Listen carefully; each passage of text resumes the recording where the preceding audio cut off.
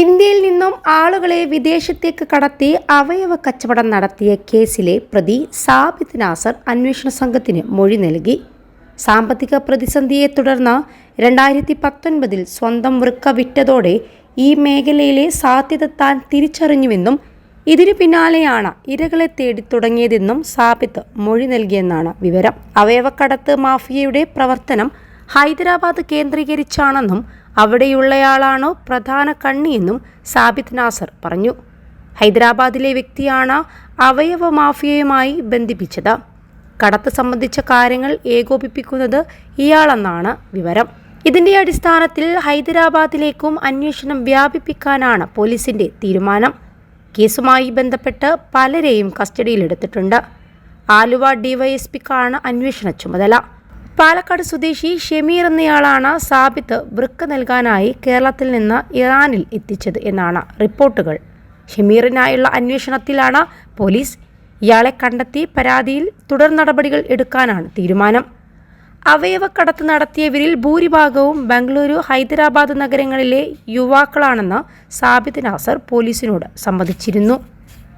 +2 degree കഴിഞ്ഞവർക്ക് world's first AR/VR class റൂമിലൂടെ smart phone engineer ആവാം. കൂടുതൽ അറിയാൻ വിളിക്കൂ ബ്രിഡ്കോ ആൻഡ് ബ്രിഡ്കോ.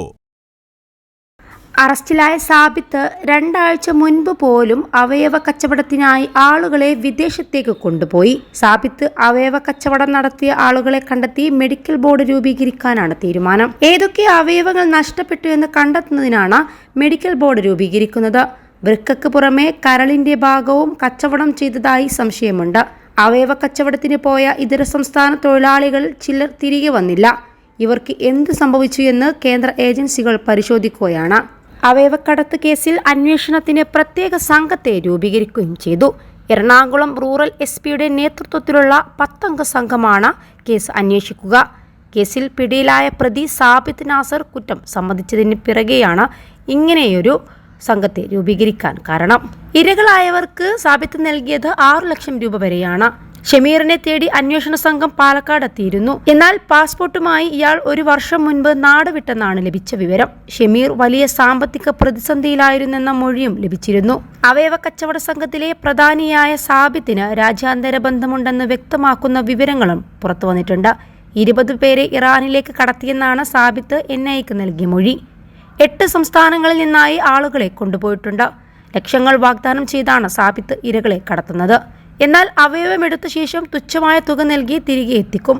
ഇറാനിലെ ഫാരീദ് ഖാൻ ആശുപത്രിയിലാണ് അവയവ കച്ചവടത്തിന്റെ താവളമെന്നും സാബിത്തിന്റെ മൊഴിയിലുണ്ട്. കൊച്ചി നെടുമ്പാശ്ശേരിയിൽ നിന്നാണ് സാബിത്തിനെ സംഘം പിടിയിലാക്കിയത്. 21 ലക്ഷത്തോളം സന്തുഷ്ടരായ ഉപഭോക്താക്കളും 2 ലക്ഷത്തോളം തിമിര ശസ്ത്രക്രിയകളും പൂർത്തിയാക്കിയ മലബാറിലെ ഏക കണ്ണാശുപത്രി അൽ സലാമ ഹൈ ഹോസ്പിറ്റൽ റോഡ്, പെരിന്തൽമണ്ണ.